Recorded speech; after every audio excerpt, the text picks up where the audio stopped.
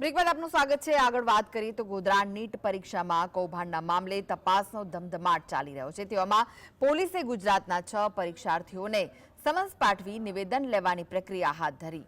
જે પૈકી વડોદરાની યુવતીના નિવેદનમાં પરશુરામ રોયને 50 લાખ રૂપિયા આપ્યા હોવાનો ખુલાસો થયો છે।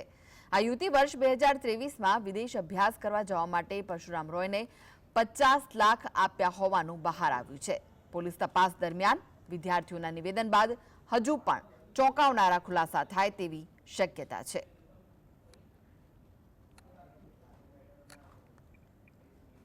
તો આ સમગ્ર મામલે ચોંકાવનારા ખુલાસા થવાની શક્યતા છે।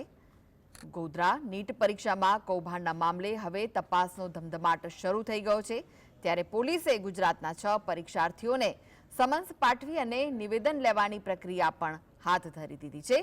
વડોદરાની યુવતીના નિવેદનમાં પરશુરામ રોયને 50 લાખ રૂપિયા આપ્યા હોવાનો ખુલાસો થયો છે। આ સમગ્ર વાત સામે આવી છે। ત્યારે આ યુવતી વર્ષ 2023માં વિદેશ અભ્યાસ કરવા માટે જવાની હતી અને તેને લઈને પરશુરામ રોયને 50 લાખ આપ્યા હોવાનું બહાર આવ્યું છે। આ વિશે વધુ માહિતી માટે જોડાયા છે સંવાદદાતા રવિ। પોલીસ ધમધમાટ શરૂ થયો છે, શું વિગત?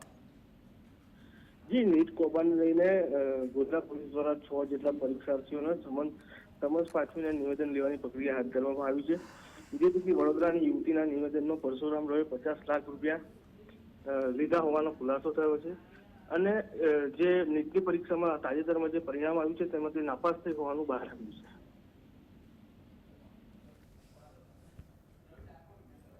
આભાર માહિતી આપવા માટે।